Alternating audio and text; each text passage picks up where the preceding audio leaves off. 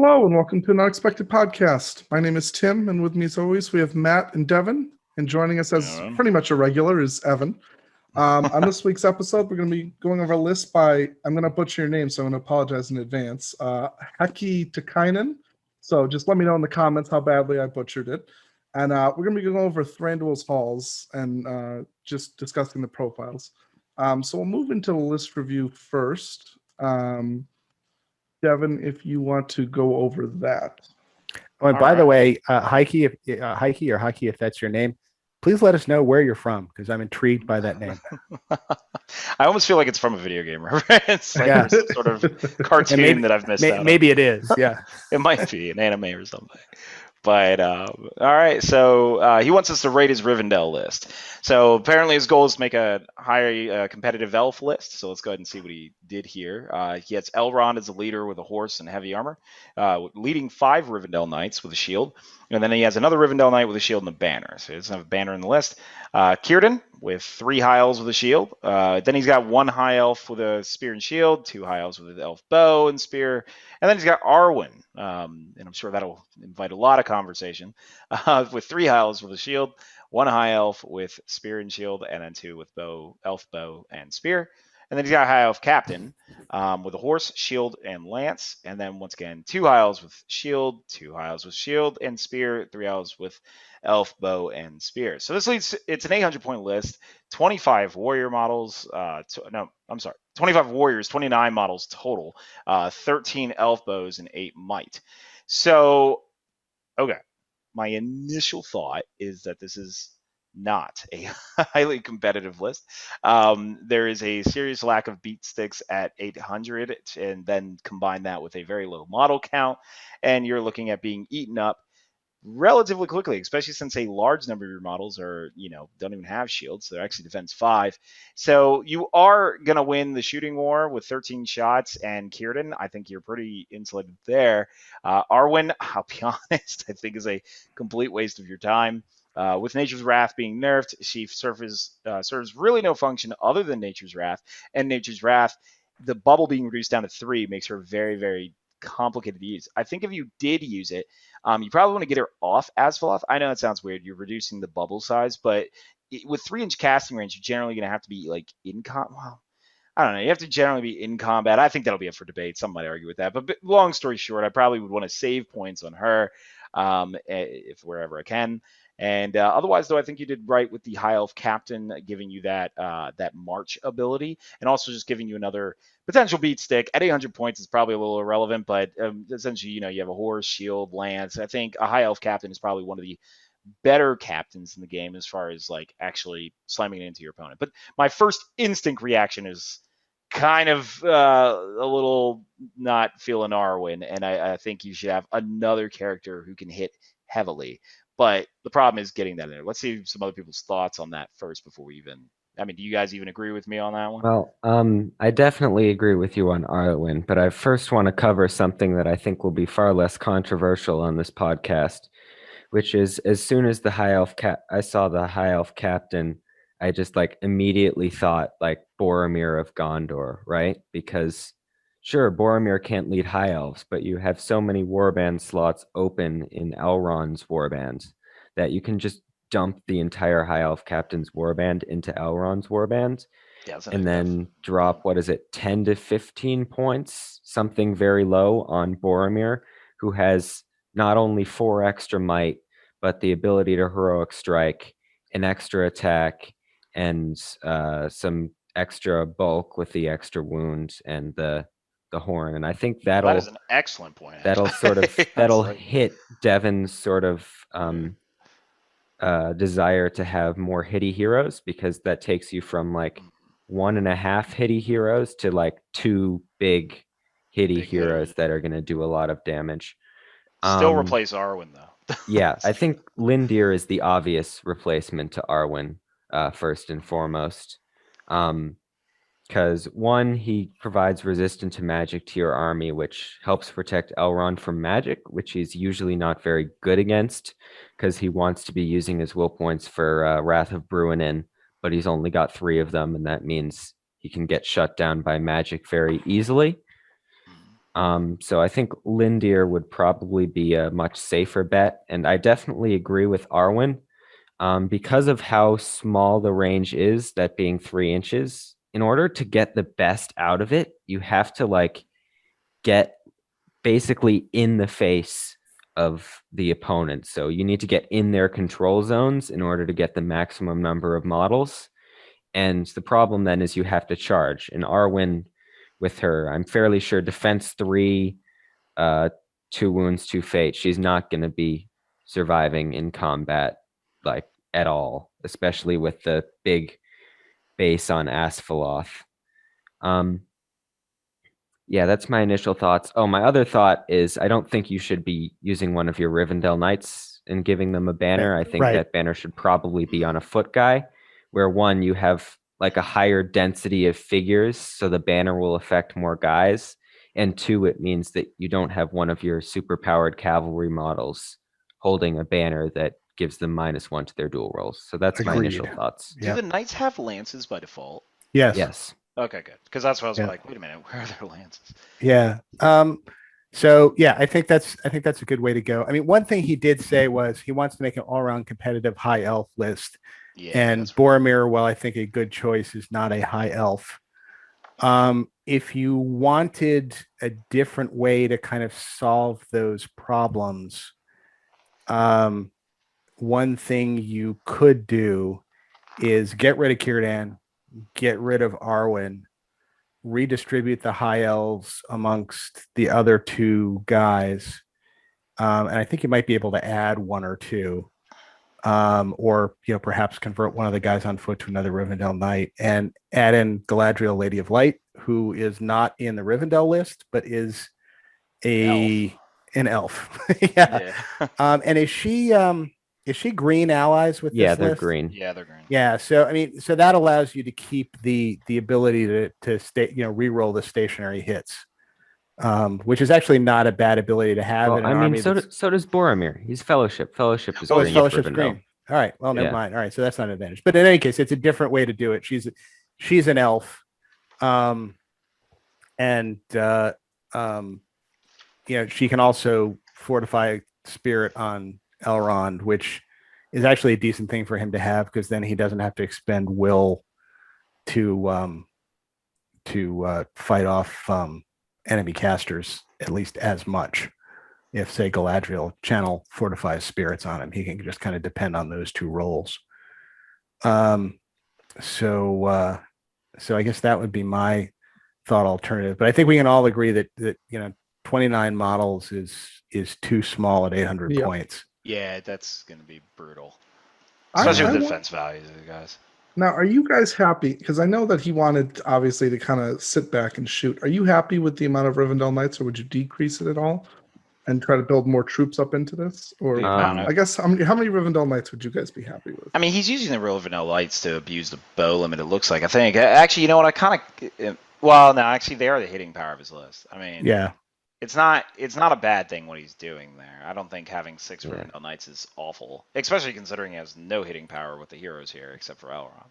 Yeah, I feel like if he does the thing where you swap out the High Elf Captain for Boromir, I might consider dropping some of the Rivendell Knights, because they're 22-ish points? 22. Yeah. So you can basically effectively split them into 2 High Elf warriors, which will increase your model count. So you might want to do that, bring your numbers up to low 30s, which isn't by any means great, but it's much better than high 20s at 800.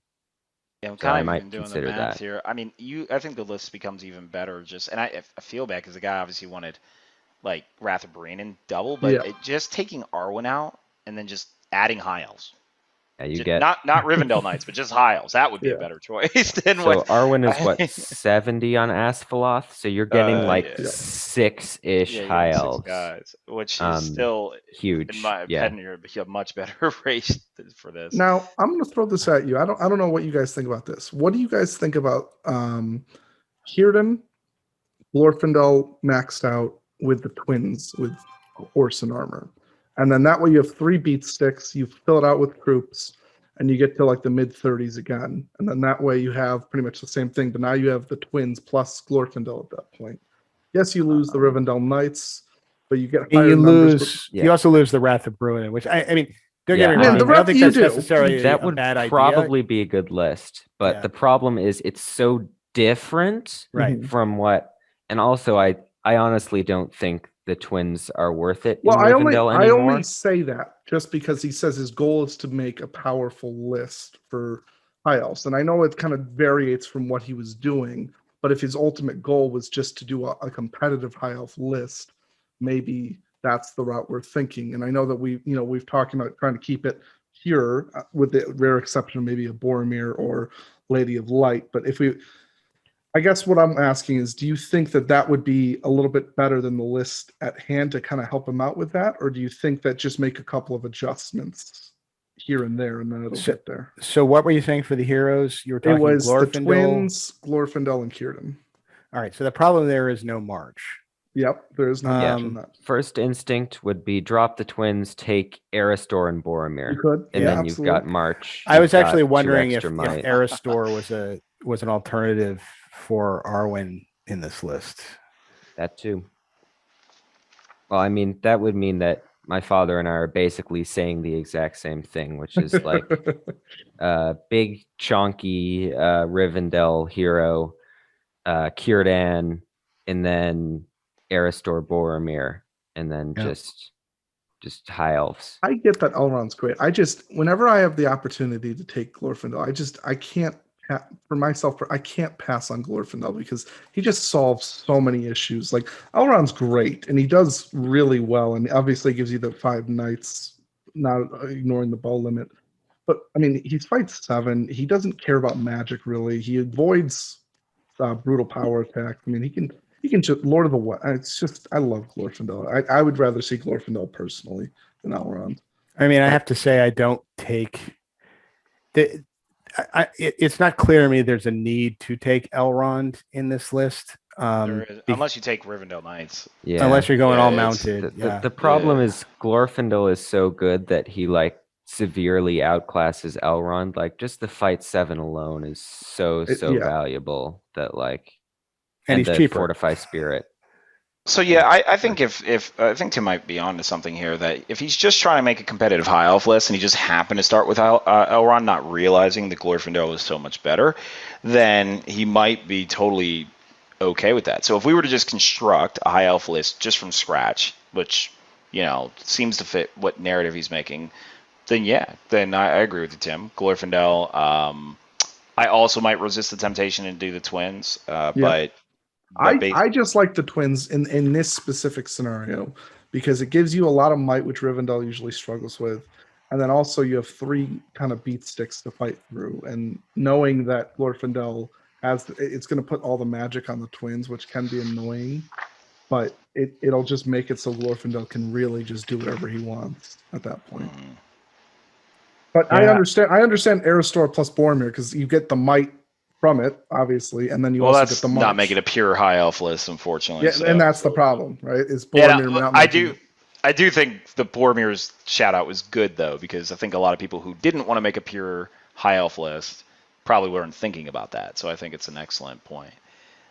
So, but yeah, so I think, Heike, I believe, I don't know how to spell the name, but I think we gave you a lot of different options here of how you can use some other allies. Real quick 1-drops. I think the absolute consensus is get rid of Arwen. She's no good anymore after the FAQ. Potentially even get rid of Círdan, some of these examples. But honestly, if you do nothing else, just get rid of Arwen and throw in some more Isles. But preferably get another beat stick in there. Maybe even consider changing out Elrond for Glorfindel entirely. And I mean, there were a bunch of actual advice here that we had, so it's kind of hard to recap them all. But okay, just let us know if you take anything into consideration, and or if you just use this list as is and how you deal with it. Just let us know about that. We'll move into. And let us know where you're from too. Oh, yeah. Yes. He's going to use Arwen and be like, she won me all my games. You guys are terrible. She single-handedly did it. Well, what do we know?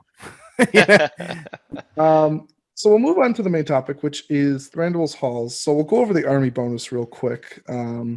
Essentially what it is. How about we go over the army bonus like when we get to the each individual component? So like for the Thranduil part, we go over with Thranduil, and then for the Mirkwood Ranger part, we go over for the Mirkwood Rangers, just so they sort of gel together better.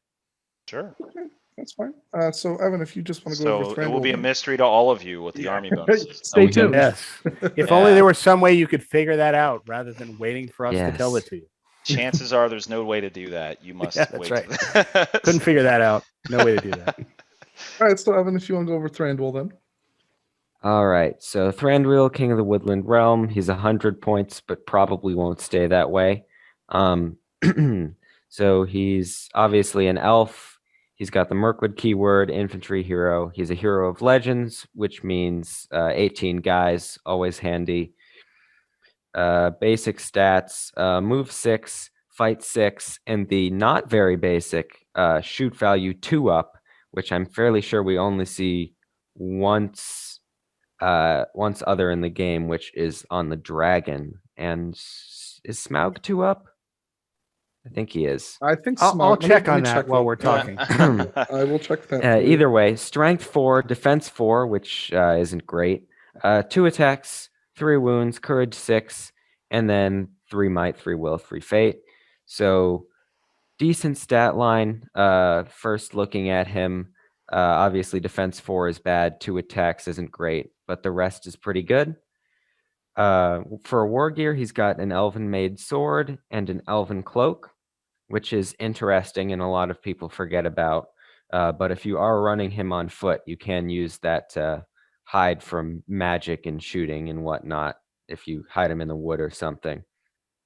For heroic actions, he's got the ever useful heroic strike and heroic defense, and the ever not very useful heroic accuracy and heroic strength. So I'm going to cover the special rules first and then go on to the options because there are a whole bunch of options. For special rules, he's got Expert Rider, Fleetfoot, and Woodland Creature. So for options, I guess I'll go in the order of By the way, I'd complicatedness. completely forgotten he had Fleetfoot. Yeah, he Completely does. forgot Yeah, that. actually, that's not even something. As soon as you read it, I was like, wait, what? I was like, Yeah, so he didn't can realize he can run run through through the woods. forests. And, If well, he's more to the on- point, he can gallop through forests. Correct. Yeah. Oh, and by the way, for everybody keeping track at home, the Desolator of the North, Smaug, does in fact hit on a 2+. Yep. So the first option really is heavy armor, which is 10 points. Always take this. I've never seen a Thranduil not take the heavy armor because But he looks he's- so pretty well- in his pajamas. 100-point Thranduil can be tempting, but 10 points more. 10 points more for your hero to not die to random stuff. But he looks so less stylish that way. Hats That's off to you if true. you bought the Ninja Thranduil and then, actually use that as the Yeah, proof. that would be impressive. So yeah, that brings him up to defense 6, which is obviously super handy. An elf bow, which you might think, oh wow, that's incredible. He's got a 2+ shoot value. He's got an elf bow. In my experience, that elf bow always rolls a 1. But it's a nice thing to just throw on him if you have the extra points. That's just There you. you go. You have Odds like are- my Balrog curse with Thranduil, where my Balrog always rolls a 1, 2, or 3. It's basically dice odds no longer play effect with Thranduil. It's all Yep. That's the only time consistency is a thing. They made that shoot value just to taunt you, I swear, Yeah. because the dice just automatically roll 1s if he ever shoots that bow. So I think I'd say arguably the next most useful upgrade other than the heavy armor is the additional Elven-Made sword, which for 30 points just gives him so much. So first off, it gives him +1 attack, which is obviously amazing. He goes from 2 attacks to 3 attacks. Fight 7, which is incredibly important for heroes. And then the Blade Lord special rule, which while he is infantry and only infantry, he gets yet another attack. And not only does he get another attack, he gets an additional attack for each enemy model that he is engaged with after the first. As long as he's infantry. As long as he is infantry, yes. Both of those rules are only if he's infantry.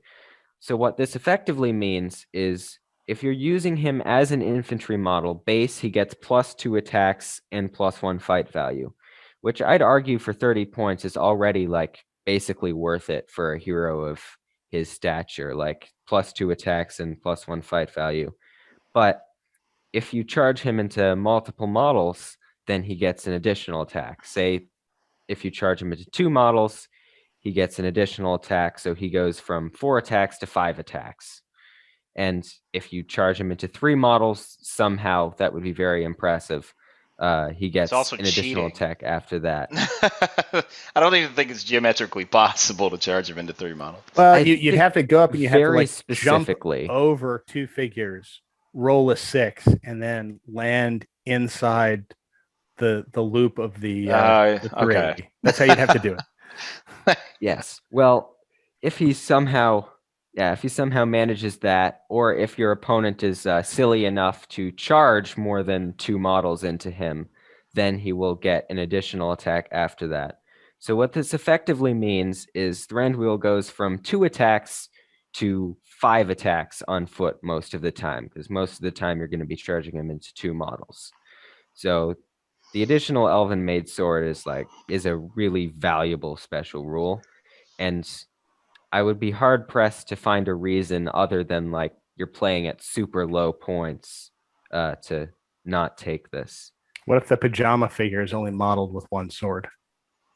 Then you can imagine he has an invisible second sword. I don't know. Figure out a way to make it work. Stored in those pajamas somewhere. Actually, I'm very curious, as an extremely small segue, our resident HEMA expert here, does having 2 swords make you fight this much better? I don't think it makes you fight this much better. I will say fighting somebody who has 2 swords and knows how to use them is really a pain in the neck. Okay. All right. So there you have it. Historical accuracy. So we can assume with 1,000 years of training that he figured that out. Yeah, this guy is basically a hunter orc on steroid. Like hunter orcs get an additional attack because they get an additional sword. This guy gets like 2 to 3 additional attacks because he has an additional sword. So that's not exactly realistic, but it's how it works in this game. Oh, and there's no limit to this either. So conceivably he could end up with 9 attacks. Yeah. So yeah, it's 4 plus 5 additional, so 9 plus a banner reroll if you somehow manage that. It's incredibly unlikely, but I guess it could happen. If anybody's ever managed to pull that off against an incredibly dumb opponent, please let us know. We'd love to hear about that. I actually have done that, where I went in all arms swinging. I heroic struck and I won and I killed him. So yeah, usually it is possible. Yeah, usually the only time Thranduil gets all of those additional attacks is if he is going to die, because otherwise your opponent just won't charge that many guys into him. Yeah, it's just not a smart thing to do. So next up, it would be really fun if you did. I'll put the challenge out there. The most figures I have ever killed in one combat was 6, which I managed to do with Bolg and the the twirly flail thing when somebody charged in 6 Lake Town guys against me, and he just kind of did the twirl thing and killed all 6 of them. Azog. Azog, not Bolg. So anyway, so let us know if you've ever matched that with Thranduil. We'd love to hear that. Yeah. So next up is the Circlet of Kings, which is 25 points. This is another item that I usually take on Thranduil. Basically what it does is it gives him 2 magical powers that he can automatically cast once per game. The first one is Aura of Dismay, which still retains its exhaustion effect. So once you cast it, it is there forever until he runs out of his 3 will or dies. And then the second one is Nature's Wrath, which not only is it automatically cast, but it's automatically cast on a 6. So there are many different applications for both of these things. So Aura of Dismay is just a great buff spell. It's a great way for Thranduil's hulls, which usually isn't a very large army, to deal with hordes that otherwise would be able to easily surround them.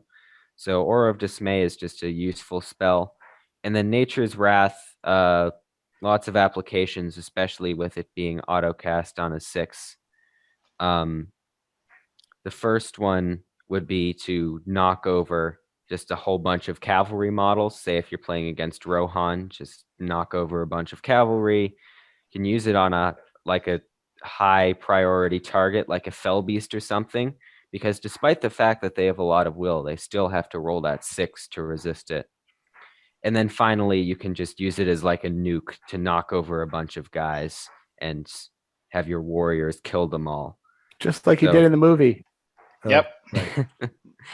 Yes, I was actually exactly surprised like they that. kept the Circlet of Kings in the game because of the movie. Like, and I get Yeah. it that one model, Thranduil, is modeled with a circlet, but there's no like lore or anything. But like to say that's what that crown did, it just looks like a crown. So I'm really shocked of all things that they kept this crown in the game because it doesn't reflect at all what he did in the movie. So Well, there we go. Actually, I think this happened to me. I think you guys heard my phone several times, right? Did you guys hear mine? No. Yeah, it's popped up a couple times. I mean, Yeah, I think had to yeah. I mean, I think they made that circlet optional for precisely that reason. Well, I think the best thing about Thranduil is, you're not forced to take any of this. You could always just keep him cheap at 100 points if you wanted to, or 110 as with the armor. And I think that's the best thing about. If you want to stick to just fighting, you can do that. If you want to add the circlet, you can just do that without the armor. You can like customize, and I always like that because whenever you're forced to take something, it's never as great as being able to choose two for the same point. There are some multifaceted ways to use them because of that. Like, actually, if you just do what Evan said with the just 100 points and add 10 for the armor, you have a 110 point hero can lead 18 men. Yeah. Which, if you're just trying to buff your numbers, it's a great numbers boon. And then, not that you see that very often. Most people tend to always take the double sword, and if you're going to do that, then you might as well, keep going. I think the one variable here is the horse and elk. Yes. And whether or not you take it at all. So this is probably the only hero in the game whom is in strong contention to not be taken mounted whatsoever. And in fact, many people don't take him mounted, strictly because the Blade Lord rule doesn't activate unless he's on foot. The other argument to this is that you just spend 10 points and use a horse as a delivery system. And of course, the horse makes him more lethal in certain circumstances since he knocks down targets and therefore can double strikes against single hit, targets. Obviously, if he's surrounded, then he's more lethal, but while infantry. But the big one is the elk. I think that one is the hardest one to justify for a lot of people, where it's 20 points, and it makes it where. Did we read the elk stats? Yes, did we? Let's read through the stuff here. So obviously the horse is 10 points. You all know what a horse is. But the elk is 10 points more than the horse, so it's 20 points. And for that, it is fight 4, which is useless, strength 4, which is also useless, unless, I don't know, somebody casts Wither on Thranduil, and then he gets to use the elk strength or something like that. Well, actually, it because of the special rule. Oh, I guess the special rules. All right, I'll let you finish. And then. Well, either way, it does matter. It does matter. Then something that is significant, which is defense 5. So that's basically an armored horse there, instead of the normal defense 4 on the horse, and 2 wounds as well, which is great for a mount. It means Legolas or a Ringwraith can't just go up and black dart or shoot you and kill your mount immediately. And then obviously it's courage, which is 4, which is completely useless at the moment.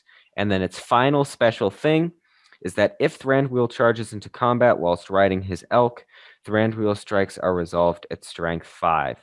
And I mean, this is the only reason I would even consider using the elk, because other than that additional strength, it's really not adding a lot of hitting power onto Thranduil, because Thranduil on foot hits basically the same amount of damage for what he does, but with strength 5, foot Thranduil usually struggles with defense 7 models because of strength 4, but with the strength 5 from the elk, suddenly you're going from let's say 5 to 6 strikes from foot Thranduil, wounding on 6s. You're killing maybe 1 guy if you're lucky, to 8 strikes on the elk, wounding on 5s, you're killing 2 guys consistently every time if you're striking against defense 7. So the elk so is let's do a poll here of how you would mount your Thranduil. So folks who would just leave them on foot, raise your hand. I mean, I actually would. Yeah, I really All right, would. so that's Tim, Evan, and Devin. Everybody with me. Folks who would put them on a horse over putting them on foot, raise your hand. Nobody here. I think Mick is the one who's advocated this. So yes, I think so. We'll put up a ghost-like hand for Mick for the horse. What is his just so people in the hearing this know, what is his theory on that? I forgot it. So his theory on that is that it gives Thranduil mobility to get him where he needs to go. It gives him the knockover if he's still like only fighting one. Because if you're fighting one guy at a time, you'd rather be on the horse than on foot because you're going to knock the guy over and you get the same number of attacks. And I think the other thing is the smaller base size because the elk comes on a 50 mil base rather than a 40 mil base. So those are the advantages to horse over elk. And okay, so that leaves who all would vote to put him on an elk? I believe Rainier. I don't want to speak for Rainier. I believe Rainier agrees with the. He is spoken for. He should have been here. So I apologize, Rainier, if I spoke wrong for you. So I vaguely remember Rainier talking about the elk as something he enjoyed. And for those of you who are not watching at home and just listening, I was the one who raised my hand on that one. So, all right. So I'm holding up my sign. Convince me I'm wrong. So first off, before I make my argument, I want to go over the final special rule, I guess you could say in quotation marks, that Thranduil has, which is the army bonus. Fair enough. Yep. Which is whilst they are within 3 inches of Thranduil, all Palace Guard captains, Mirkwood Elf captains, Palace Guard, Mirkwood Cavalry, and Mirkwood Elves will gain +1 to their wound rolls when making strikes. That is huge. So, absolutely massive. Yeah, big deal. It makes your captains like so ridiculous. Yeah, turns your strength 3 elves who hit like wet noodles into basically stronger than Ironhill's dwarves. They're effectively strength 5. Yeah, effectively strength 5, which is absolutely insane. I think we should point out though, with the bonus, sometimes people misread it and they see Mirkwood Elves and they assume that means every Mirkwood Elf gets the +1, but that's specifically referring to the warrior Mirkwood Elf, not the Rangers or anything like that. Because sometimes people will read, it says specifically Mirkwood Rangers, and they'll read in the description it says Mirkwood. Mirkwood, what does it say exactly? Mirkwood Elves, and it is a Mirkwood Elf, the Rangers, but that only applies to the warrior profile. Yeah. Future reference, anytime they want to say Mirkwood Elf, it would be, say, with the Mirkwood keyword or something like that. I know that there has been discussions about that over time. It's an easy one to fight off. It's like you have to have them. They usually are pretty consistent about that one, saying warriors with the Mirkwood keyword, or something like that. Yeah. Whenever I take Thranduil, I almost always take him on foot. Obviously, the main reason is it's 20 less points, so that's 2 extra elves, which is no small thing. Second reason is this army functions well when you lose priority because of that aura of dismay with the crown. And with the elk, if you're not charging, then you're just worse than the foot version of Thranduil, because the foot version of Thranduil doesn't care if he charges or not, because all he really cares about is he fighting one guy or 2 guys. And if he's only fighting one guy, that's fine. He's still just as effective. He still gets his extra attack for being infantry for Blade Lord, and he still gets all of those buffs. Another thing is that he has a smaller base size. Obviously, 25 mil is much smaller than the 50 mil that the elk has, which means, 1, he's safer, and because he's your leader, you want him to be safer. The elk can sometimes get isolated. It's got such a massive base that it can get surrounded, and because you don't have Blade Lord, you can't deal with being surrounded as effectively as foot Thranduil can. Another benefit of the smaller base size is that he can slide into your shield wall very easily, which allows him to get the most out of his many buffs that he gives. Obviously, the main two being Aura of Dismay and the +1 to wound rolls. And I think we'll cover the other two smaller ones at a later point in time, but he also gives other buffs to other specific troops. And with the elk, you have to make this big path for him to charge through and do all the damage.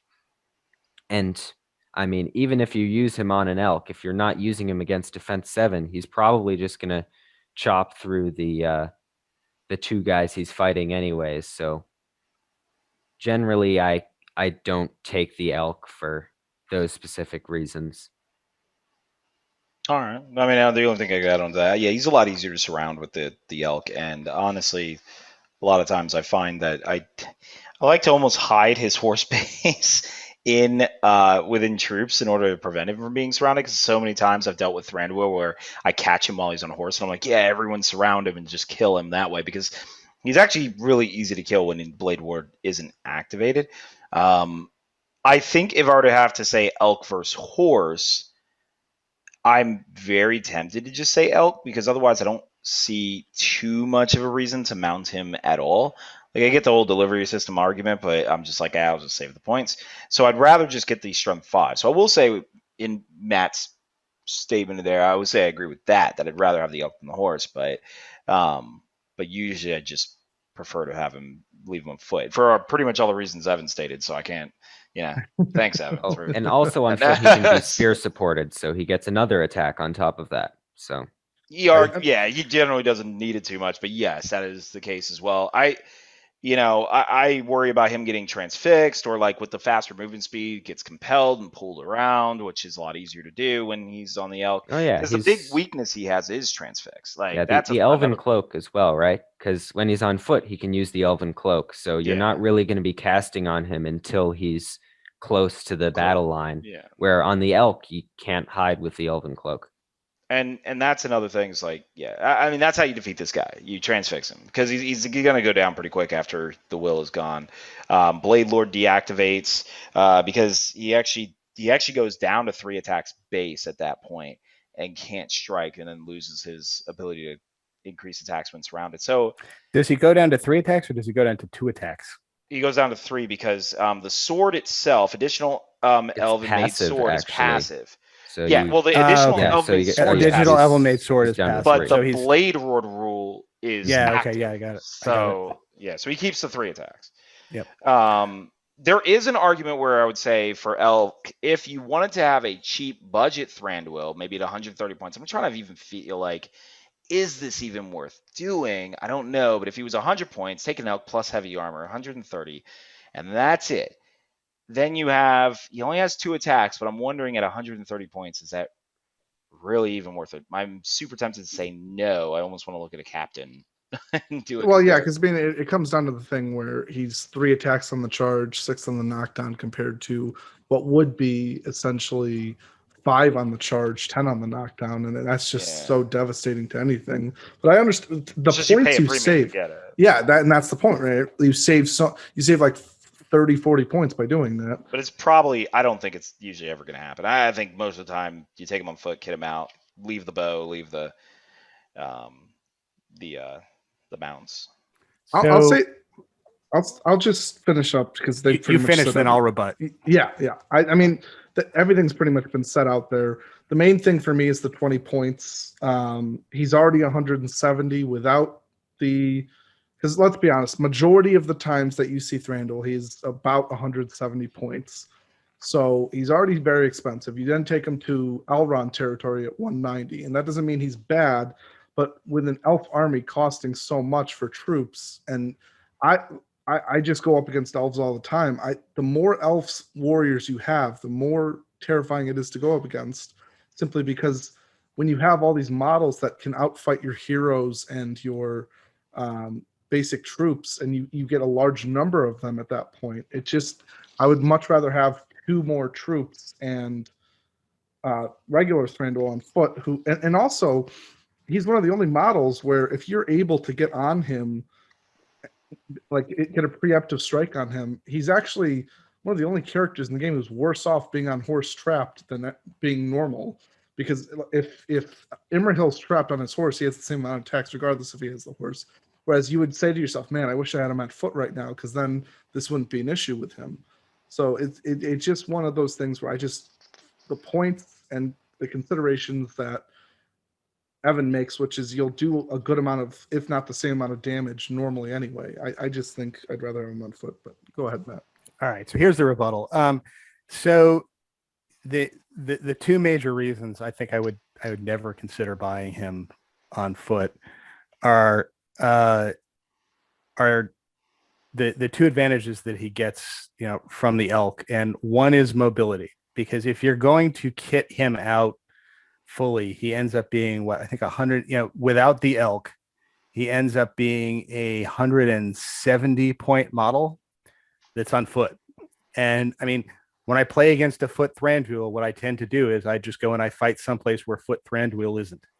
And this 170 point model just kind of wanders around the table trying to catch up to me, and the rest of my army just kind of moves away from him. And he'll probably catch a random guy or two, but he's not going to be earning back his 170 points. Whereas he has the mobility on either an elk or a horse. But again, if you're gonna put him on something, you put him on the elk, I think, to get where he needs to be with that elk or that horse. And again, if he's fighting one person, he's just as good on the elk as he is on the ground. And to be fair, that's not technically true. He has an additional attack on the ground. Additional attack, yeah, but if he's charging, he gets the additional attack. That is correct.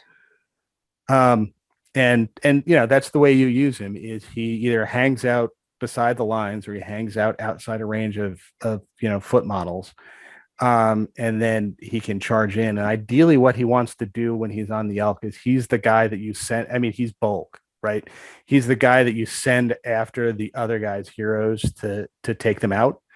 And if they're on horse, he really needs to be on the horse, because he's going to be fighting probably one-on-one at that point. And if they're on foot, he's just going to tear them apart, because he's going to go into them at fight 7. He's going to knock them over, and he's going to hit them a bunch of times with strength 5. I think if you start chasing your opponent, you're really putting yourself in a vulnerable position of being surrounded while on that elk. You can do it right. And I mean, there's a couple ways to do it where, basically he goes in, he hits the hero, and the rest of the army kind of moves in around you.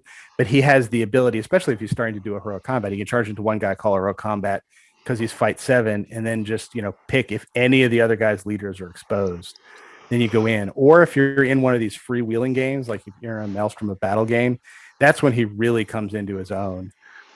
Is when he's just, people are, when the game has reached the point where people are like spreading out to go in objectives, and he can just kind of like tear through stuff when he's mobile. And if you end up in a situation where what you need him to do is get on foot and support that battle line, and give his +1 to everybody near him, you dismount off the elk.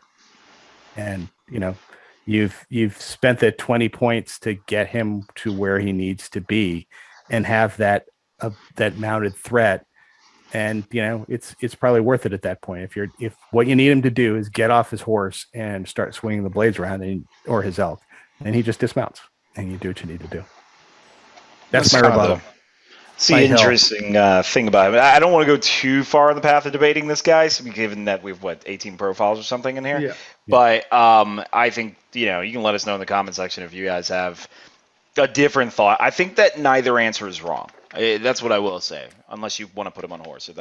So please put in the comments. Put if your team foot. That's right. Horse, unless you're Mick, then you're wrong.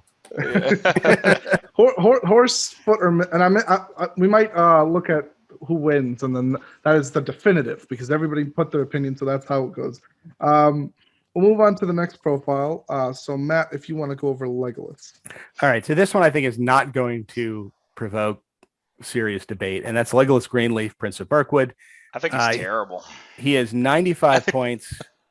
He is fight 6, 3+ shoot value, which matters a whole heck of a lot. He's strength 4, defense 5, 2 attacks, 2 wounds, courage 6, 3 might, 2 will, 3 fate. This version comes with armor, elf bow, and Elven-Made daggers. He has heroic accuracy and heroic strike. He can get an elven cloak for 10 points, a horse for 10 points, and Orcris for 10 points. So Orcris, correct me if I'm wrong, makes him cause Orc terror bane. to orcs, and Goblins then and Urukai. goblins and Urukai. What else does it gives do? him Orc Bane. Orc The Bane. Urukai. Goblin Bane, which I think is the only time that special rule is And ever doesn't it used. do? It does. Yeah, it's like it does never- D3 So it's to them as D3 well. wounds. D3 Yeah. wounds, right? So it's only And useful then- against heroes. And it's an elven. And blade. then it's an Elven Blade that you can go two-handed with. Obviously, the Elven Blade doesn't matter because he's got Elven-Made daggers, but I guess the two-handed might matter in some situations. I don't think it ever has. I'll just say that. Probably not. And his special rules are Woodland Creature and, of course, Deadly Shot. Pretty much anyone who's played the game is familiar with this rule, but basically he has a choice in the shoot phase. He can either shoot 3 times at his normal 3+ shoot value, or he can shoot once, hit on a 2+, and basically ignore in the way tests. And this means he can shoot into combat. He can shoot at people's horses because he can choose either the horse or the rider. This is his ability to snipe. So Legolas is obviously, he's a useful combat hero. He's not terribly expensive at 95 points. Correct me if I'm wrong. This version is 5 points cheaper than the Fellowship version? He's like slightly distant. technically 10 because the Fellowship one doesn't automatically come with armor. Yeah. And the only thing the Fellowship one gets is that silly rule with Gimli that rarely comes up. Right. And only occurs if you actually have Gimli. More than Gimli. And seeing as the Fellowship list can't lead any troops, and in this list he is a hero of valor that can lead 15 troops, unless I think you're doing specifically some sort of green alliance with maybe Rivendell and Lothlorien. If you want to ally in Legolas, you're going to be allying in this Legolas. Likely so. Yeah. So what I want to ask, the first thing, are you guys Orcris? You taking it? Not really. Nah. And he's got accuracy and strike. And I agree. I don't think you really take Now, Orcris. this one seems the time to that you have take this is when you're playing the guy that always brings orcs. Yeah, there you go. Now this seems to have changed. And back in the day, it was always Elven Cloak. But now, are you guys Team Horse or Elven Cloak? Team Horse. Horse. Yes. By the way, this the guy? Elven Cloak is 5 points, not 10 points. It Oh, was did they FAQ'd. Did they FAQ that? Yeah, All right. they Well, that's good. eroded that because it made no sense. But still, always take the horse. Okay. The horse it's actually unique for him in its applications because unlike normally with the horse, your main draw is hitting power. And hitting power, the extra hitting power is still important for him. But what the horse also allows him to do is just see over the top of like 2 ranks of guys. So often what I'll do is I'll stick him behind my battle line and just have him shoot over the top of it at the opponent. Sometimes with their 3 shots and sometimes with the auto hit. It allows him to see better. It gives him more maneuverability, so he can move 5 inches and still use his deadly shot special rule. That's the key for me, is his ability to move 5 inches and still use the deadly shot, because it has no effect on that. He's still going to hit on a 2+, and it effectively increases his threat range by 5 inches. So nothing. Ring wraiths and wizards on horses and stuff like that are not safe within 29 inches of Legolas on a horse. It also means the maneuverability can help him like reposition. For example, if you've got him in a shooting role, like you're trying to kill maybe a Spider Queen or Círdan or something with his auto hits, which you can reliably do, by the way, in like 4 to 5 turns if you have the time. And then suddenly combat hits and you don't have any viable targets. You can then take the horse, run him forward, and charge him into combat. And he's a 3 attacks on the charge, strength 4, fight 6 hero. And I was actually going to mention that part is that if you don't take the horse, you just literally have a shooter and maybe someone who's meh in combat, and now you turn him into more reliable in combat as soon as you throw that horse on him. So it's like three attacks at fight 6. I mean, who's going to turn that down charging in? Yeah, I mean, the only thing you have to be careful with Legolas, and this is true with all the Legolas versions, is he's got defense 5, so he's squishy, and he has 2 attacks, which is one less than you really think that you need. So there's a point when you want to throw him into combat, but you have to understand that when you throw him into combat, he could well die. So, he's not the tank that Thranduil is going to be when you start committing him to combat. Yeah, don't send him into any Boromirs. That won't end well. Okay. Except for Boromir. True. All right, so that's pretty much Legolas. Everybody pretty much knows the profile. Always an amazing choice in almost any list, regardless if it's this list or even just allying him in. He is worth really considering in every list. All right, we'll move on to the next profile, which is Tauriel. Devin, if you want to go over her. All right, so Tauriel. So this profile, you see a massive decline in seeing her. In my opinion, mostly due to the existence of Heroic March only being on the captains, but that and the captains are absurd when they're around Thranduil.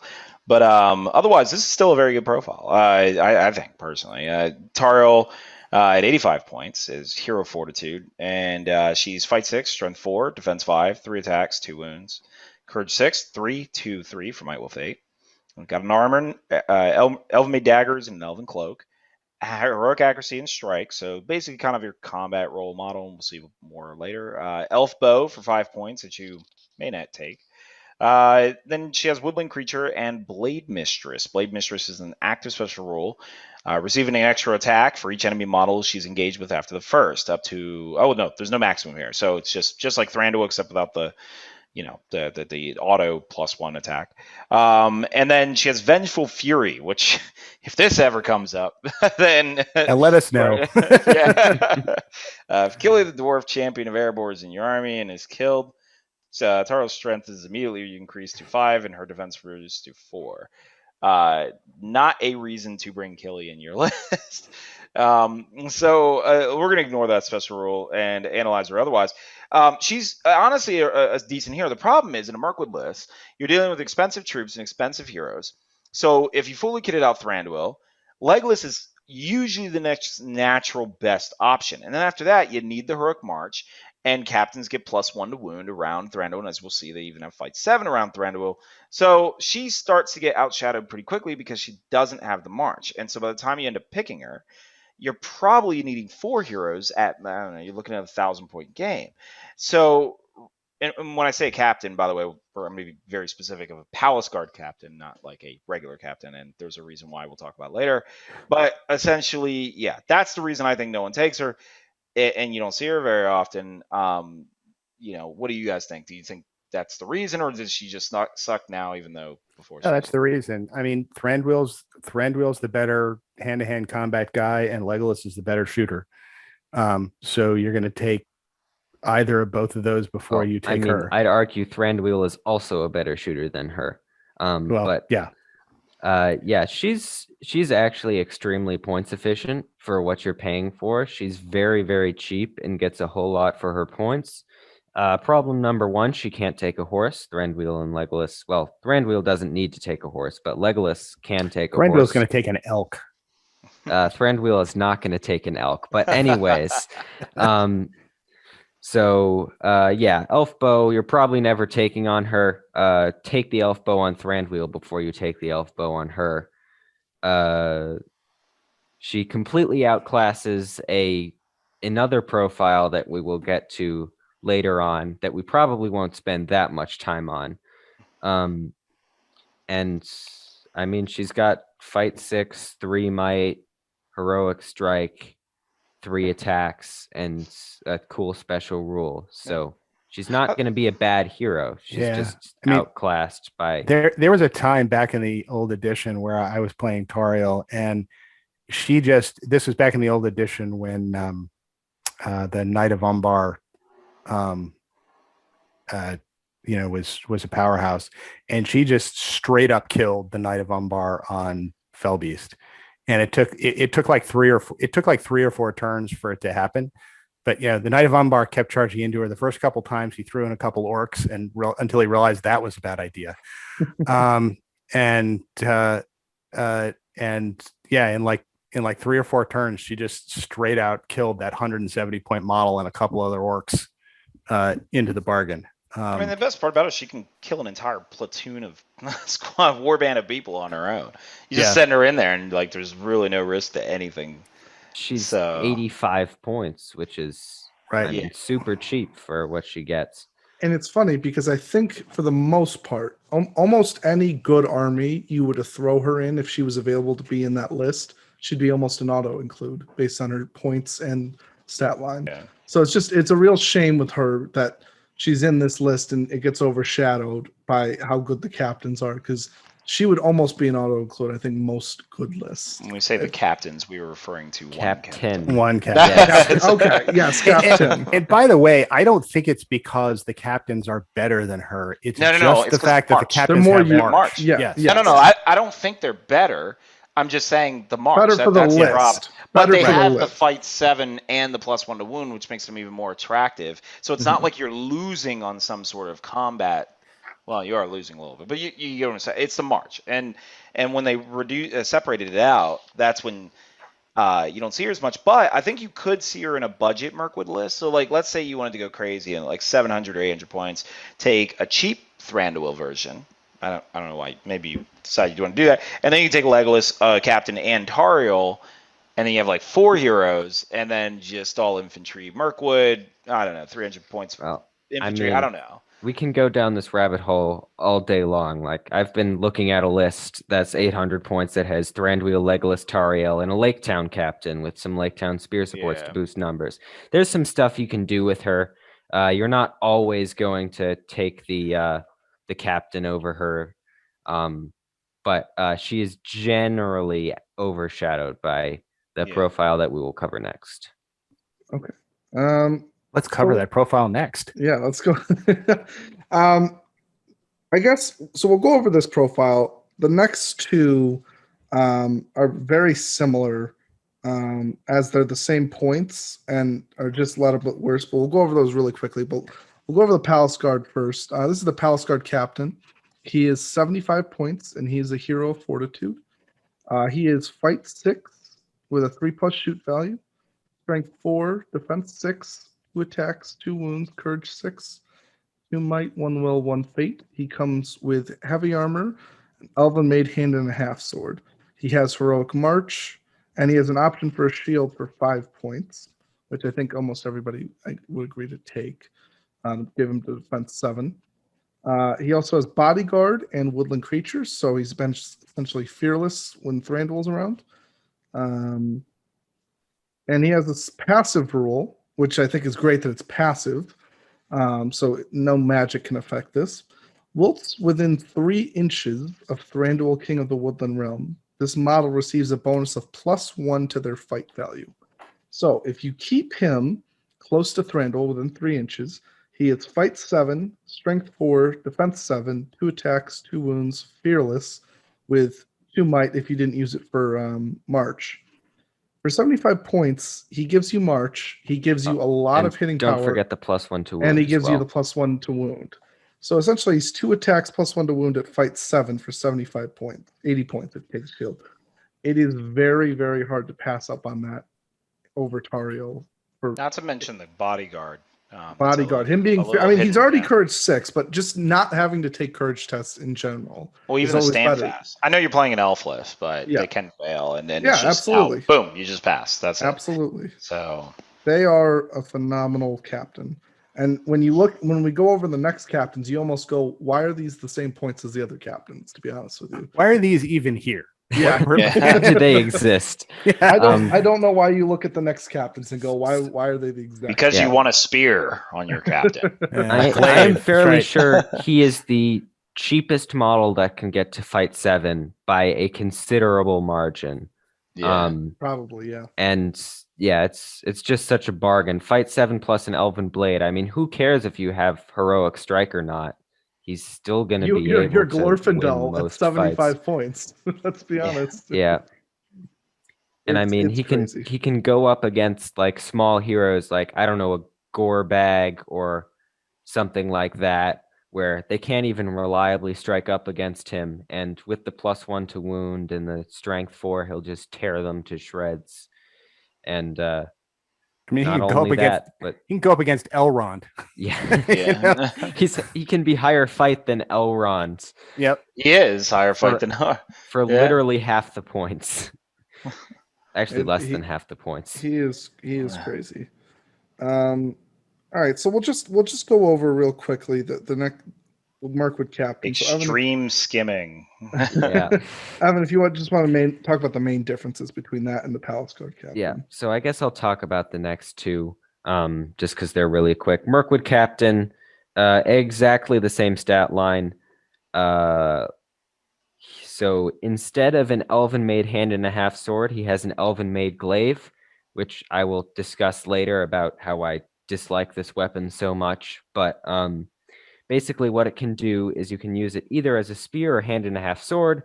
Hand and a half sword part is completely useless because generally you'd have a Elven-Made hand and a half sword if you don't have this, so it doesn't matter.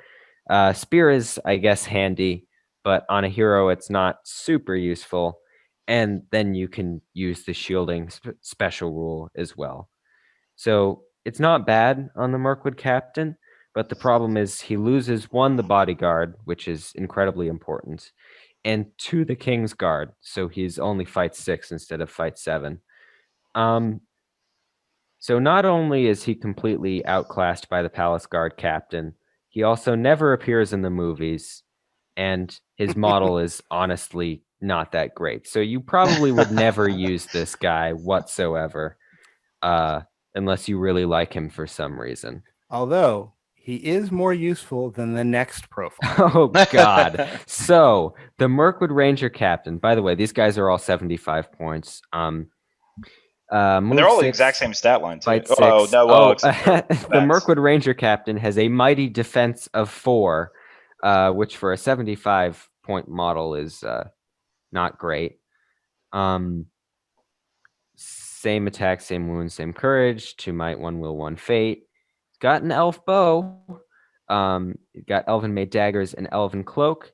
And when they were thinking about this model, they're like, what if we do something special? You know how all captain models have heroic march? Let's give him a cool new special rule to make him different. So they thought about this and they're like, what about heroic strike? They can be a nice duelist hero. No, that doesn't really fit him. How about heroic defense? They can be a defensive hero. No, not that either. Okay, how about heroic accuracy then? A heroic action that all 3 of the named heroes in this army list already have, and we'll give it to the captain as well, and make him lose heroic march, which is the only reason you take captains in this list in the first place. And then they also get the knife fighter special rule, which is basically Tariel's special rule, but it's a maximum of 3 bonus attacks. Don't use this model. Do yourself a favor. Not only is this model just atrocious compared to the other captain profiles, but for 10 extra points, you can take Tariel, who gets heroic strike, 1 extra attack, 1 extra defense, 1 extra might, 1 extra will, 2 extra fate, and then a special rule that isn't capped out by 3 extra attacks. I don't know, but you are paying a whole extra 10 points for that. Yeah, a whole 10 That's points. a lot. That's a lot. A lot of points. Yeah, so don't use this model. The only time you would ever use this model is if you are taking a pure Mirkwood Ranger list, which we will discuss later on about how awful that is. And you've already taken Thranduil, Legolas, and Tariel. So if you are taking a 1,000 points pure Mirkwood Ranger list, I guess maybe you could justify taking this model. But just don't. Do yourself a favor and don't. Just don't. All right, so we'll move into the warriors now. So Matt, if you want to go over the Palace Guard. All right, so the Palace Guard is 12 points. It's an elf, Mirkwood infantry warrior. No surprises there. Move 6, fight 5, but we'll talk about that in a second. 3+ shoot value, which you're probably not going to use. Strength 3, defense 5, 1 attack, 1 wound, courage 5. It comes with heavy armor and Elven-Made hand and a half sword. You can throw a war horn onto one of these guys. You can throw a banner onto one of these guys, and you can give them a shield for 1 point and a spear for 1 point. And oftentimes you're going to be doing that, so it comes out to be a 14-point model. Special rules are bodyguard and woodland creature. So not caring about courage tests very much and being able to run through the woods like all elves. And they also have the passive special rule of King's Guard. Whilst within 3 inches of Thranduil, King of the Woodland Realm, Palace Guard receive a bonus of +1 to their fight value. So, the huge tactical advantage of these guys is when they are around Thranduil, they become the equivalent of those Galadrim Guard guys that have fight 6, and they can kind of run behind the critical fight 5 elf that's fighting the fight 6 hero and buff that guy up to fight 6, and basically do a check to that guy. So it's always worth having 3-4 of these guys, perhaps a couple more with spears around where Thranduil is going to be to get that fight 6 where and when you need it. Plus you also have the bodyguard ability to charge in. You need to charge in, and they, like all the other elves, if they're around Thranduil and you have the army bonus in this list, they also get +1 to wound, which can be awfully scary when these guys come in. So these are expensive models, and in my opinion, at least, they are worth every penny that you pay for them. Yeah, I'd agree. I mean, I usually sprinkle a bunch in these. Probably max I've ever done is like in an 800 point list, like 9 of them, and then you kind of scatter them about for their bodyguard potential. But most of the time, yeah, you're only going to take a few less than that, probably like 6, and keep them around Thranduil. I mean, I know we have a couple resident players in the area who will bring more just to supplement for when they die. So they'll spear support until like the ones around Thranduil die, and then they'll move to one near Thranduil. But yeah, I mean, I think these guys are excellent. Any more than that, I wouldn't do Fountain Court Guard spamming. Yeah. Yeah. These guys are not worth 14 points. Yeah, these guys are not worth 14 points if they are not within 3 inches of Thranduil. Yeah. Mm-hmm. And, honestly, I think this is the way you make an elite profile. I think, the fact that we're only considering buying a few of them, for that role is an excellent, way to design it. So. Okay. We'll move on to then the Mirkwood Elf. Devin, if you want to go over that. All right, so your standard troop choice, Mirkwood Elf, 9 points. It's going to be fight 5, strength 3, defense 5, 1 attack, 1 wound, courage 5. Heavy armor, elven hand and a half sword. Can take a banner, elf bow, elven glaive, and shield, and has woodland creature. So essentially here, if you're going to have a banner, you're generally often giving it to these guys. By the way, the elven glaive costs 2 points because I don't think they know what because you don't see an elven glaive anywhere else. So. Oh, that is true. Sorry. I shouldn't have run through it like that. Yeah, the elf bow is 2 points and the elven glaive is 2 points. So elven glaive, to describe it, is it can operate as a spear, and also it can shield if you want. The only problem is, I believe when you take this, it also counts as a 2-handed item that you can't use a shield defense bonus. Am I correct? So no, that's not exactly how it works. So I'm fairly sure you'd have to check the Mirkwood Captain, but it's a hand and a half sword, right? Yeah, so you can either use it one-handed or two-handed. Spear and a hand and a half. The only thing, it just doesn't matter at all, that two-handed part, because it's not like you're dropping your Elven-Made hand and a half sword. So really what you're getting from this is the ability to shield and the ability to spear support. And in which case, now this sort of goes on to my glaive rant. With how you know what? As a quick caveat, the reason I thought this is because before they used to swap the glaive for the shield or something. Like you couldn't take the shield with a glaive. Now you can. So you still get the defense bonus. But go ahead. Sorry. Rant income. Go ahead. Yes. So this Elven-Made glaive gives you basically 2 things, because, I mean, you can already use your Elven-Made hand and a half sword to go two-handed, so that doesn't matter. So it basically gives you the ability to shield and the ability to spear support. What combined 2 weapons that cost the same amount as an Elven-Made glaive do the same thing? That would be a spear and a shield. And I mean, taking a spear and shield is just better.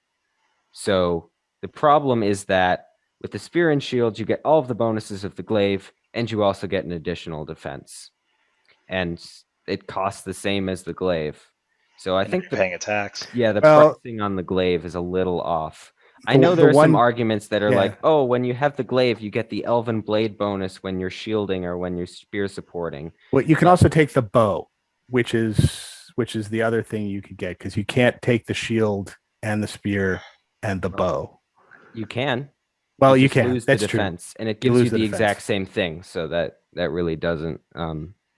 So the one thing I would say is then the Elven Spear. So that's basically what you're getting out of is that if you were to spear support somebody who doesn't have an Elven weapon, so for some reason, which is no one in this list, so an alliance. Well, no one in this list, but if you were doing like what's it called, Battle of Five Armies list or something like that, then theoretically, spear support and Iron Hill's dwarf have an Elven blade in the rear, so it does have a use in that application. But yes, in this list, it doesn't really work as well. It should, and I think because they basically stole this from the Wood Elf Warrior from the Galadrim, it should be a point, and it should just simply be able to support and shield. So then it makes you, if you want to add the shield for an extra point, you can, but the benefit is it's 1 point, and it has the ability to shield, and it has the ability to support. Well, there'd be an argument that it could do too many things for a weapon type. So you have one. But it already does that on the Wood Elf Spear. So it's like, why there's Evan's correct. Okay. Evan's perfectly correct in the fact that it costs more to do less than it would be to just have a shield. That's the benefit of the Wood Elf Spear in the Lothlorien list, is that for a point you get to support, but then you can also shield. Yeah. And so if the glaive did the same thing, where you could shield and support for a point, it has a benefit. That it's not necessarily unique compared to the Wood Elf Spear. Well, it has a benefit in this list. Yeah. Because in this list there isn't an infantry figure that can take a shield, a spear, and a bow. Right? Yeah. So, what you use it for is essentially to have, you're spending the extra point to have the ability to give the guy a spear and have the ability to shield in the alternative and have the ability to have a bow. Whether or not it's worth an extra point, I don't know anybody that will pay that points for that. Well, that's a valid question. So there are that's two problems. The guy that can do it in this list. Yeah. You can do it in other lists, but yes, that is the guy that can do it in this list. The problem is in the gosh darn movie, they had spears. They didn't have glaives. So why do they have this worse war gear that doesn't even exist in the movie? Think it's because of they had it because they created the model before the movie actually came out. Yeah, so that most people don't know that, but that is unfortunately the reality. Yeah, it's a little unfortunate how the glaives ended up working. But I mean, the simple fix, dropping it down to 1 point, it wouldn't make it too broken. I mean, it's so rare that the Elven-Made bonus actually comes up that it wouldn't make it super broken. Yeah, I think it's you drop down to a point, nobody complains. But we'll move on to the Mirkwood. Tim. Yep. Someone would complain. Someone will figure out a way. Someone would find a way. Someone will complain. Absolutely. You know what? That was in all things in life. Too preemptive of a statement. We'll move the people that were so mad about Fury going down from a 5-up to a 6-up on the channeled version. Oh yes, that was the most painful thing to play against. The 5-up I enjoyed saves. It, so I was very happy with that rule. The Mirkwood Cavalry used to be completely useless. They have now made it reasonable. Well, let me rephrase that. It wasn't completely useless. It was just very, very expensive for what it did. They rectified it. Now it's 16 points base, fight 5, strength 3, defense 5, 1 attack, 1 wound, courage 5. Comes with heavy armor, a hand and a half sword, and a horse. You have the option for a shield for 1 point and a banner for 25. So essentially, you'll probably take the shield almost always. So there's 17 points. They come with Expert Rider and Woodland Creature. And they also have a special rule that's passive called King's Knights. Wolf-mounted Mirkwood cavalry models count as being in range of a banner if they're within 6 inches of Thranduil, King of the Woodland Realms. So Thranduil gives a 6-inch banner to any cavalry as long as they're mounted, which is a very, very good thing, considering that for 17 points, you'll take maybe 2 or 3 of these guys, and they can do a lot of damage knowing that they have a banner reroll, and they are relatively costed well. But what do you guys think? I mean, I think you basically take these guys because you don't have another mobile option in the entire list. So, I mean, they're fine. You know, they're not terrible. They're not certainly not making the top 10 cavalry models. So therefore, you take 2, maybe 4 tops to get your mobile contingent to win scenarios like recon and stuff like that. Objective runners, such, and that's about it. I mean, other than that, they kind of serve a pretty basic function. Well, the one thing I'd add on is I think they make really good mounted escorts for Thranduil, because all of a sudden they are bannered and get +1 to wound when they're near them. So they essentially they get free lances when they're near Thranduil. And I think these guys go from like these guys go from a decent mounted option to a really good mounted option if they end up near Thranduil, where they can really do some damage. It's just there's already so much premium space for that. Yeah. Like you have the Palace Guard and everyone else who wants to get the +1, so it's like now you're adding a 40 mil model. Now, so I would say this: if Thranduil is mounted and you intend to move Thranduil away from the main army, then yes, these guys are excellent to keep around him. I just think that normally Thranduil is kept kind of in the midst of things, and in which case you want to affect as many models as possible. So you'd rather affect a battle line where you get, more dice to roll the +1 to wounds. Now, except for on the charge. You're not, so if you the initial impact and such. But yes, I agree. These guys are very powerful around Thranduil. It's just I think that's the reason you don't see it as often. That's sorry. Go ahead, Tim. The thing to note as well is that in order you get this benefit even if Thranduil is not mounted, which is another huge thing where if they can go around the flanks, as long as they're within 6 inches of him, even if he's on foot, 3 inches. Still get no. So the banner. You're talking about the banner. Yeah. The banner. If they're within 6 inches, they still get the banner. So if you were to keep them within 3 inches, obviously they get the banner plus the +1 to wound. But just being within 6 inches, getting a banner on cavalry is always good, whether they get charged or you charge them. That extra attack is always helpful. It also creates some really interesting options for an allied contingent with like Thranduil and 4 of these guys as like the mounted arm to say a Lake Town survivors of Lake Town add list. Some hitting power in there, absolutely. Or a Dwarvish list, that's a very mobile, very hard hitting cavalry force to throw in. So just to point out, for those of you keeping score at home, this is the 4th sort of bubble buff that Thranduil gives off, which is more than Círdan. So Thranduil has a lot of these types of sort of auric buffs that he uses. And these designers definitely did not want you to play this list without Thranduil. Yeah, that's right. Well, admittedly, it's in the name. List. It is called Thranduil's Halls, after all. We have a very expensive Thranduil model that we're selling here. How do we make sure that everybody buys one? All right, we'll move on to the penultimate model, which is the Mirkwood Rangers. So, Evan, if you want to go over not only the model, but the part of the army bonus as well. Yeah. So Mirkwood Rangers, 14 points, which is the 3rd most expensive troop type in this list, sort of foreshadowing there. They're move 6, fight 5, shoot value 3 up, strength 3, defense 3 for 14 points, which I think we will discuss more on later. 1 attack, 1 wound, courage 5, so normal elf stuff. Their war gear, they have an elf bow, Elven-Made daggers, and elven cloak. And for options, you can take a war horn, which, I mean, always take the war horn on these guys, like 30 points, such a steal. You can have a 44-point defense 3 model. Yeah. For anyone new out there, he's being sarcastic. Yeah. Just in case you Never. I heard on this podcast you always take the war horn. Yeah, that's right. You and really on want to every spend. single one of them too, not just one, but in case one of them dies, you want a second one. Well, I was going to say. I want courage I don't think 6, you want darn to it. take. I don't think you want every one of them, but you definitely want a spare. Too.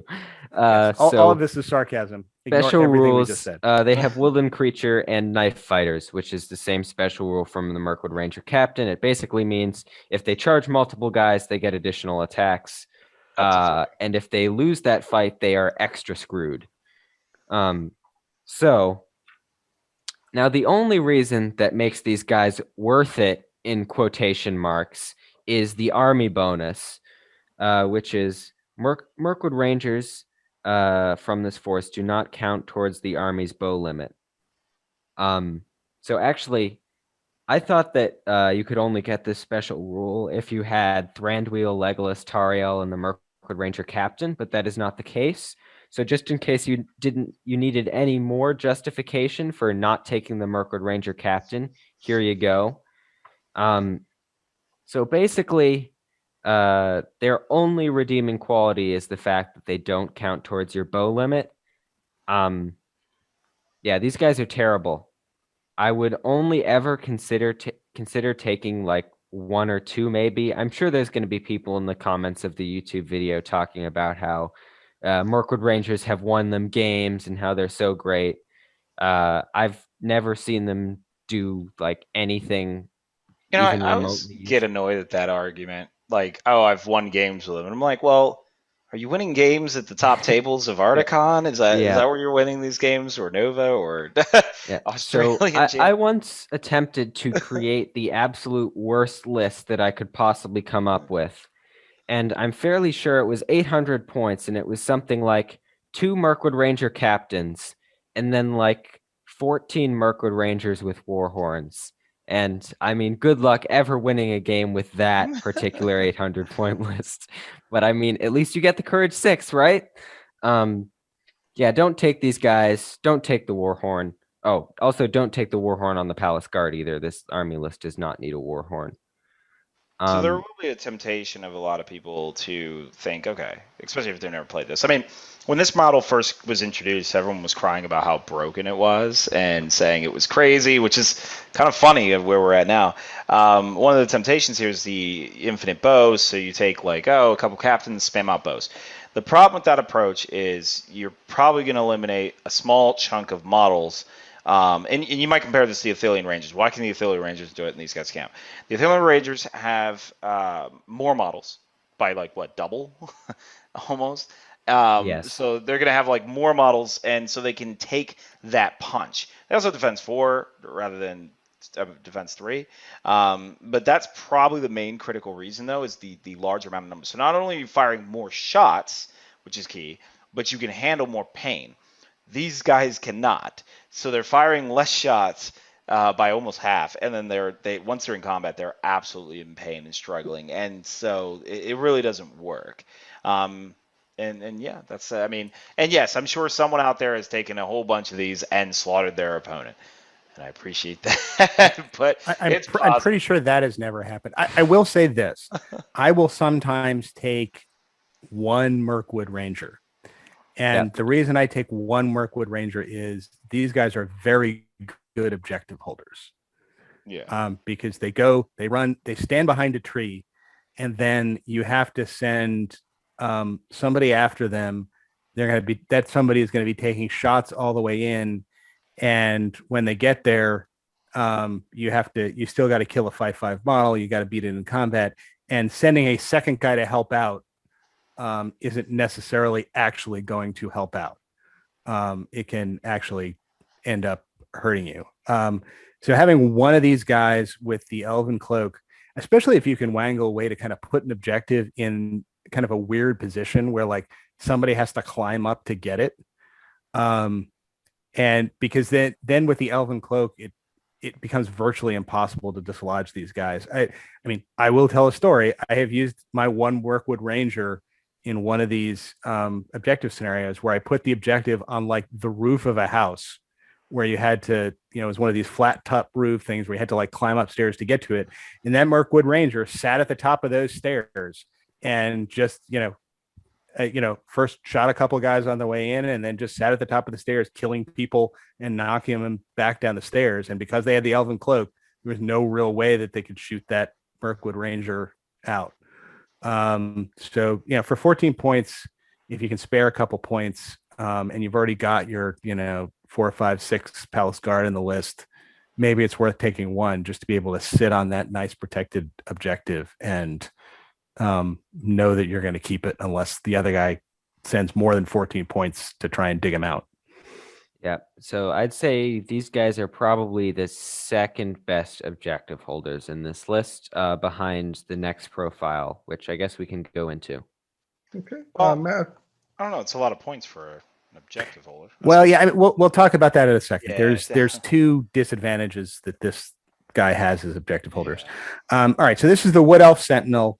It's essentially the same model that shows up in the Lothlorien list. This has Elf, the Lorien keyword, and the Mirkwood keyword, and Infantry and Warrior. It is move 6, fight 5, strength 3, defense 3 again, 2 attacks, 1 wound, courage 5. Comes with Elven-Made sword, elf bow, and elven cloak. Woodland creature. And then the other reason why you take these, and that's the Enchanting Song, which is an active special rule.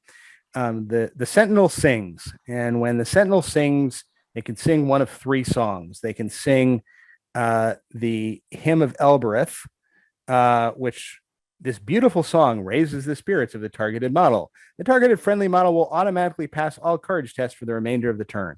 It is very unlikely you will use this, although conceivably you could if you really need to get that guy in to pin the ring wraith. Eldamar Madrigal, which is another 12-inch range. Targeted enemy model must immediately take a courage test. If the courage test is passed, nothing happens. If the test is failed, the target model falls under the control of the opposing player, who may then move it up to its maximum move, not half move like Compel. Even if it has already moved that turn, this move can't be used to enter an enemy's control zone, dismount, lay down, perform an action that would cause harm to the target, such as jumping off a cliff, or anything that would require the model to roll a d6, such as a jump test. Affected models may move no further that turn. This is the often used power, and this one allows you basically to kind of pull people out where guys can jump on him. For example, Thranduil, if during the approach mark, Thranduil wants to come up, do a heroic combat off of the random guy who's now suddenly in range, and then try and assassinate a hero. And then the last one is the Lay of Gondolin. This somber verse recalls the mighty elf city of Gondolin, a name fit to freeze the hearts of evil beings. If the Sentinel sings this song, they cause terror until the end of the turn. And, occasionally you may want to do this if you want this guy to cause terror. Usually you've got Thranduil around causing terror. So this is, I think, slightly less useful in this list, but you can do it. So Evan's correct. This guy also has an Elven Cloak. He also has a bow. So he's got a decent ability and he's got 2 attacks all the time. He's got a decent ability to hold an objective. The only downsides to using this guy as an objective holder are, A, he costs 25 points rather than 14, so he's more expensive. And B, his songs have a range. And sometimes you may want to hold an objective that's like way on the other corner of the board from where the fight is happening. And this is somebody you probably want near to where the fight is happening so that he can get some benefit off of his songs, which I think is the reason that you might want to take the Mirkwood Ranger probably as well as this guy as like your second model, or perhaps instead of this model if you're running out of points. I know there are people who swear by these models. I can either take them or leave them, but that's my thoughts on them. Variations of this where people spam them for the 2 attacks. I think that's a very expensive way to get 2 attacks. But I have seen it done where people do that and then put a spear support behind them. I guess or glaive support. Don't. Yes, glaive support. I mean, don't take this model to fight with them.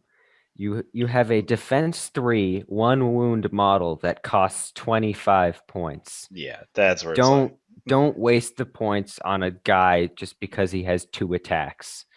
The main reason you're taking this guy is Eldamar Madrigal. The other 2 special rules, Enchanting Song, the one that auto passes courage. You've got Bodyguard, and your heroes are courage like 6, and your warriors are courage 5. So you're very rarely going to use that. And the Terror one is basically useless because Thranduil is probably going to have the crown. So really, the spell you're looking for is Eldamar Madrigal. And part of the reason why I said it was a better objective holder than the Ranger is because you can also use Eldamar Madrigal defensively. Say if a cavalry model was trying to go at your back objective, you can target him with that spell and make him run away. And then suddenly you don't have to deal with him for a couple of turns. You don't always have to use him as an objective model, but he's also very good at getting models off of objectives.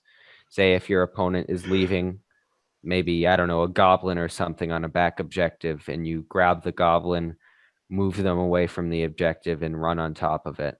So that's why I said he was arguably a better objective grabber than the Mirkwood Ranger, but there are reasons to take both of them. As of whether or not to take this model, I think not taking them is fine, especially at lower points. But once you get to the higher points, you just get basically an additional dimension to your gameplay if you use this model because of all the tricky things you can do.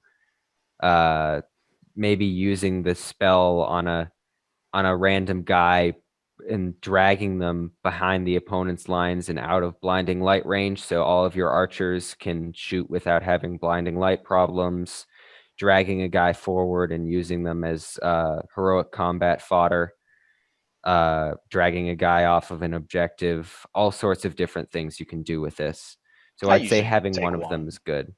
Yeah, usually I take one. I'd say 2 if you really like them. I wouldn't go 3 or more. They just get too expensive at that point. Conveniently, they come in packs of 3. They do. I tend to stay away from these guys. Just because I need them to have 2 wounds. I'm sorry. I need these guys to have 2 wounds for me to justify them. Because even keep them at defense 3, fine. They're very lightly armored, makes sense. But with 2 wounds, I can go, okay, I have my spell casting, I have a shot, I have 2 attacks. I can't justify you at defense 3 with 1 wound taking them from them. They're very good. I love what Evan said about using them for objectives. Especially in this army, there's so many premiums to pay for. I just don't think there's enough points to take one of these when you consider that you probably want to take a banner as well. And I'd rather have a banner for 25 points than this guy. Yeah, I think you're right. You spend the 25 points on the banner before you spend the 25 points on this guy. I mean, there's some people, and Evan's one of them, who have the ability to kind of use their tricksy stuff really well.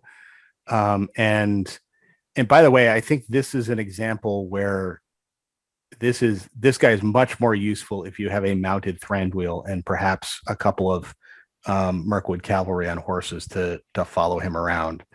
Because this is the guy where, pick random orc, pull him out, jump him with Thranduil and 2 other guys, and then kind of heroic combat into that hero that somebody left exposed and annihilate him. That's one of the tricks you can do with this guy. This is the model that you're 2 out of 3 games, he's not going to be super effective. Like he might make up his points, maybe move a guy off an objective or something. But in 1 out of 3 games, he is going to not necessarily win you the game, but give you a serious advantage. Like I think an example I can give, a game I played against Dad recently. He had Guritz and he called a heroic march, and he didn't leave a back guard, so Guritz was able to go backwards, and I targeted him with the Sentinel, and he just double won the courage test. And the heroic marching Guritz ran 6 inches backwards and couldn't give the heroic march to any of the Morannon orcs he was marching with. So the Morannons just ran forward without him, and Guritz arrived to the battlefield like 2 to 3 turns late. And I mean, 25 points, that's definitely worth it. Yeah. So you can really do some insane stuff if you get lucky enough, but don't rely on these guys because yeah, I mean they're not that hugely over. I mean, basically you're trading 2 elves for one of these guys. Mm-hmm. Which is not a huge sacrifice for what they can potentially do. Yes. Right. Yes. Yeah. All right. So I want to end this real quick. Your guys' opinion. Two small questions. Do you think this is a competitive army, and do you tend to take this with or without allies? Well, I brought it to the Warhammer World GT. Did pretty well. I love it. I think of all the Elven armies, I think actually this has the potentially be one of the better ones. And mostly because of the +1 to wound, which is a significant weakness of a lot of Elven armies. I mean, not having Círdan is, a talk, and obviously he has a lack of hard-hitting heroes compared to Rivendell, but ultimately I do think this is a very competitive list. And I mean, go ahead. I mean, yes, it is a competitive list, and I mean, por qué no los dos? Why not take a pure one? Why not take it allied? It works for both. I think generally it's not as optimal pure as it is either green allied or yellow allied. Obviously, the premier way you're taking it yellow allied is with just allying Legolas into somebody with a bunch of elf spear supports or shields for the defense 6 and the fight 5 and the crazy stuff that Legolas can do. And obviously, you can ally this with the 2 main allies are 3 main allies, actually: Iron Hills, Erebor Reclaimed, and Survivors of Laketown. Which is actually a fantastic selection of allies. Yes, very good. Yeah. I think Which I so disagree with. They should not be historical allies with the Iron Hills. That is an ally of convenience if I've ever seen one. Yeah. With a need for a legion. Hey, look, I mean, you got to give them the opportunity to jump over the Dorvish shield wall and engage the orcs. A move that had absolutely no tactical wisdom.